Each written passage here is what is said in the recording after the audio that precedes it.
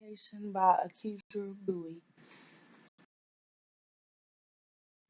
Hi, my name is Akidra Bowie, and I am a public health education major student at UNCG. I am currently a junior, and I am working towards my bachelor's degree in the public health education field. The issues and the phenomenon of desertification. First off, what is desertification? Desertification is referred to as the persistent degradation of dryland ecosystems by climate variations and human activities including unsustainable farming, mining, overgrazing, and clear-cutting of land. The pressure is increasing on the dryland ecosystems for providing services such as food, forage, fuel, building materials, water for humans and livestock, water for irrigation, and water for sanitation, which is attributed to the combination of human factors and climate factors. Desertification occurs as a result of long-term failure to balance human demand for ecosystem services and the amount the ecosystem can supply.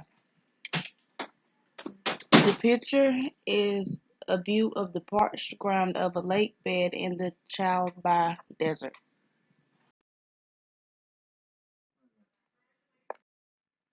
The population distribution.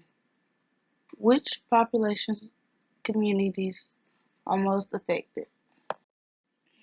According to Climate Homes, Africa is the most vulnerable to the phenomenon of desertification, being that the country is already feeling the impact of poverty and climate change. Africa, over 45% of Africa is affected by desertification, and 55% of this area is at high or very high risk of further degradation. Desertification affects nearly all continents of Antarctica, of course, and affects the livelihoods of millions of people, especially a long proportion of the poor that resides in the drylands. The picture of the graph on the left, the chart, it is a chart of the population density and the forest cover in the Central American countries from 1990 and 2000. The picture on the right shows the relation of the population and deforestation in Brazil. Um, it shows the fast deceleration, moderate, slow, stable deforestation rate, the slow acceleration, moderate acceleration, and the fast acceleration. What are the causes of desertification? Desertification occurs when the tree and plant cover that bounds the soil is removed. It occurs when the trees and bushes are stripped away for fuel wood and timber or to clear land for cultivation. Winds and water erosion aggravates the damage, carrying away topsoil and leaving behind a highly infertile mix of dust and sand. Overgrazing and deforestation are also two other factors that can lead to desertification. Overgrazing occurs when farmers allow livestock to graze to the point where they damage the vegetation, and deforestation is the process of removing trees and transforming a forest into cleared land. On the left is the picture of overgrazing, and on the right is the picture of deforestation. What are the negative impacts of desertification? The soil becomes less usable, which means the soil can be blown away by wind or washed away rain, which causes the nutrients in the soil to be removed.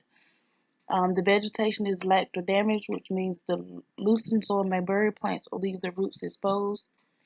It causes famine, I believe that's how you pronounce it, which most likely occurs in places that have wars and poverty.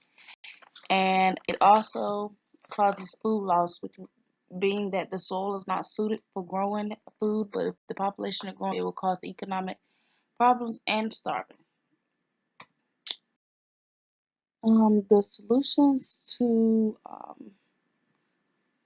get rid of desertification is reforestation and tree regeneration, water management, which is saving reuse of treated water, rainwater harvesting, desalination, or direct use of seawater for salt-loving plants.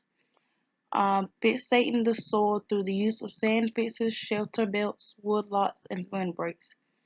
Enrichment and hyperfertilizing of soil through planting, creating economic opportunities in drylands, urban centers, and areas outside the drylands, which means adequate planning and provision of services, infrastructure, and facilities. And there are my references.